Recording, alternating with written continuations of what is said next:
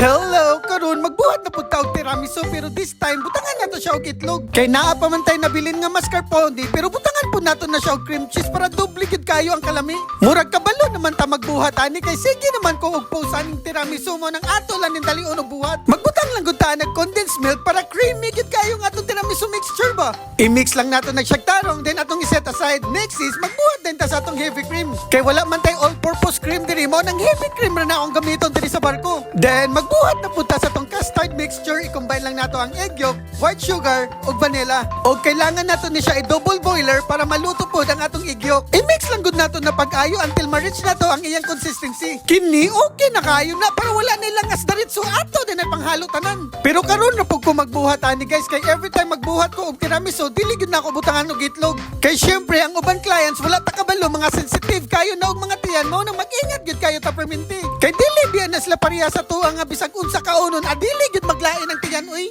Og kani nga part matik na din kayo na iya simple lang gud nato na taman mahuman. Og kaning gibuhat na ako nga tiramisu guys pang isa ka adlaw ra gyud ni kay dali ra kay mahurot tanan. Pero kung mahurot man pud ni daghan man pud kayo sila kapilian. Kay everyday unom ka klase-klase nga dessert ang akong ibutang sa linya. Nya kay nahuddan man kog container diri mo nang sa baso na lang nako na siya gibutang para diretso na lang pud sila kuha. Toppings dayon taog strawberry o blueberry nga nasa lata para igat kayo tanawon ba. Tura ay mao na pud natong tiramisu nga i-serve nato sa atong buffet station. Grabe ka lamian na oy gasol kay na siya buhaton. Kaon na pugi. Sip, nagustuhan yung tiramisu mo. Ang sarap!